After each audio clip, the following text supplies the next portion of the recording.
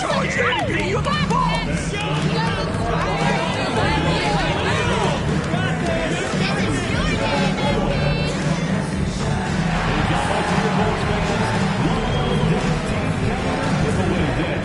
Come to the game, get your own lovable capture so you can easily score the full season schedule. We'll see you there.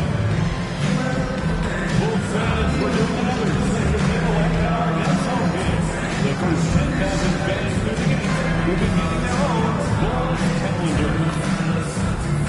Hey, Bulls fans, we can't wait to see you at our next home game because everyone who attends will get their very own Benny the Bull t-shirt.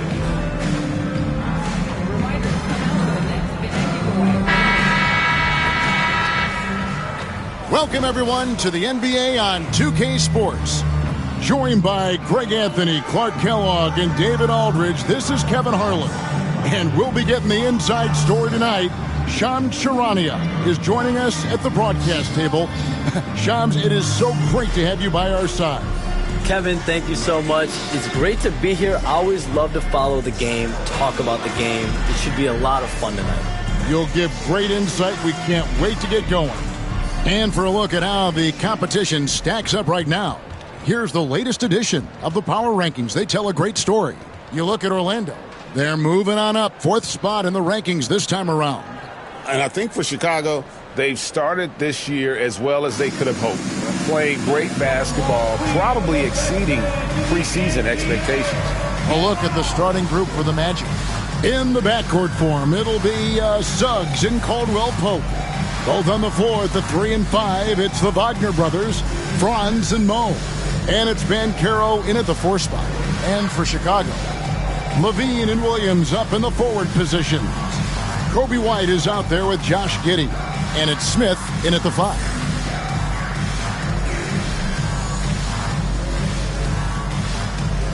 Shams, the Magic last year with their highest win total in over a decade. They were fun to watch. Had some money to spend over the summer as well.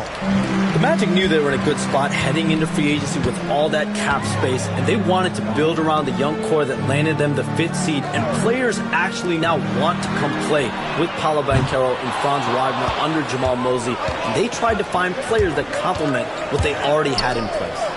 Players like Mosley. I mean, that future seems very bright to me.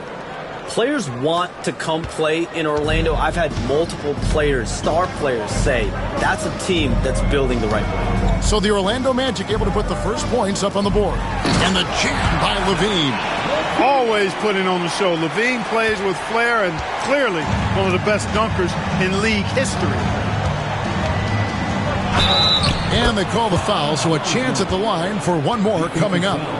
And his presence as a scorer, it just has a calming effect for the rest of the team. He's a fallback option whenever they need one. For Orlando, Franz Wagner. One shot.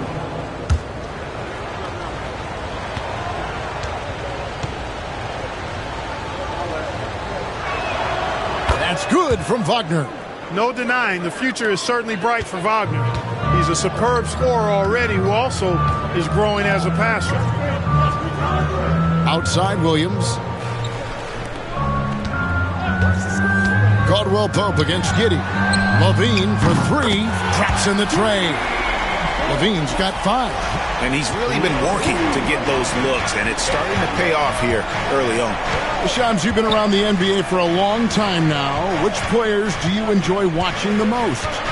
Greatness, especially the guys that are regarded among the greatest of all time, like LeBron James, like Stephen Curry, like Kevin Durant. You have to throw those in there. But this is a new era, a new crop of Jason Tatum, Jaylen Brown, Nikola Jokic, Giannis Antetokounmpo.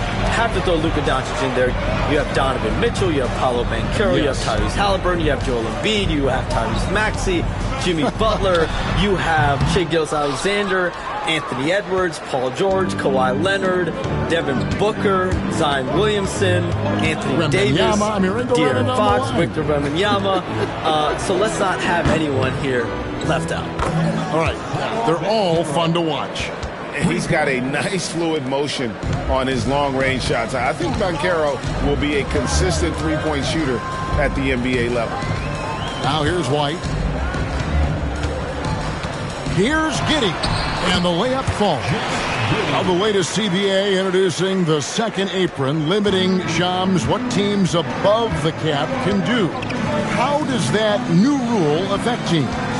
Decision makers tell me that they're very much keeping an eye on the second apron, not only of their team, but others, and teams that will have to shed salary because of the second apron and the amount of big contracts we're going to see teams give to players. You're going to see it at the top, but that may dwindle in the middle of their roster. But we will see a more competitive league because of these new CBA changes, and less of a chance of super teams and just more parity and dispersed talent. Do you constantly read over some of these CBA agreements? I would assume that you do, to have a full understanding of terms like the apron, like we just talked about, or all the other things, the luxury tax, all the things that make deals possible. It's one thing to have luxury tax. It's a whole nother animal now to have the second apron. And that, certainly for teams that are deep in the second apron, that limits their ability to go make major trades, to be able to sign players for more than the minimum. And we're seeing that happen to at least one or two teams around the league right now. So how will that impact things? But certainly the CBA being 50, 60, 70 pages, that's something you pour through before every calendar year.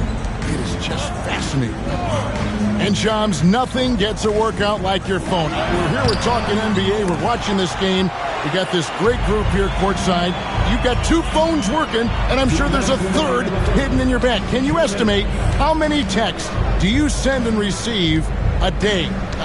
Is there even a number we can put with that? Kevin, how many texts do you get a day related to NBA info? You're coming at me. You know the job is, it's hundreds of messages flooding my phone on a daily basis, and the screen time usually in busy seasons tends to be closer to 18 to 20 hours, but this is what we sign up for. This is what we love to inform the audience. Oh, and I know you love every second of it. Here's Suggs after the made shot from Zach LaVine. And it's Suggs missing. Chicago's gone 1 of 2 from long range in the first quarter. Here's LaVine. No luck that time on the shot that would have put them on top. And here's Banchero. He'll bring it up for Orlando. 1:03 left here in the opening quarter. This one for three. It's rebounded by Giddey. So for Chicago, their last game will win against the Grizzlies in Memphis.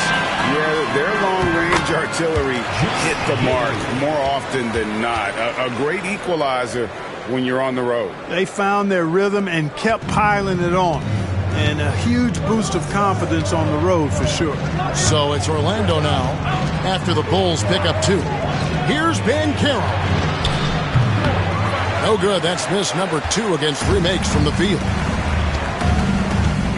White the pass to Smith, and the whistle blows. It's going to be on Jalen Suggs.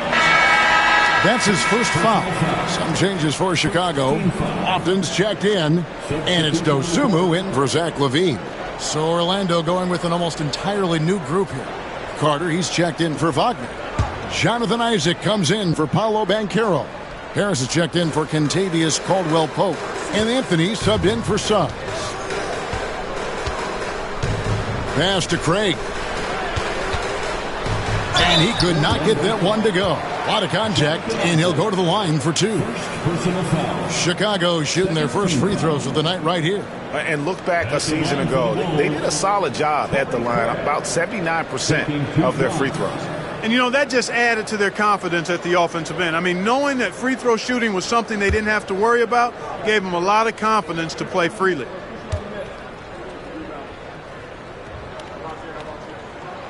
And the first one at the line is good.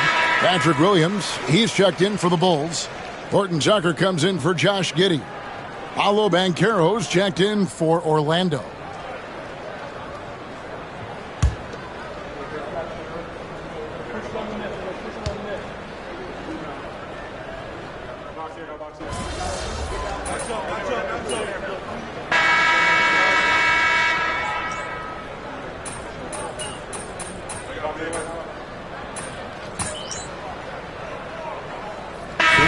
Some changes. Smith checked in for Torrey Craig. Zach LaVine comes in for Horton Tucker. And it's Slim in for Dosunmu. Then for the Magic, Wagner comes in for Jonathan Isaac. And Jalen Suggs is subbed in for Harris.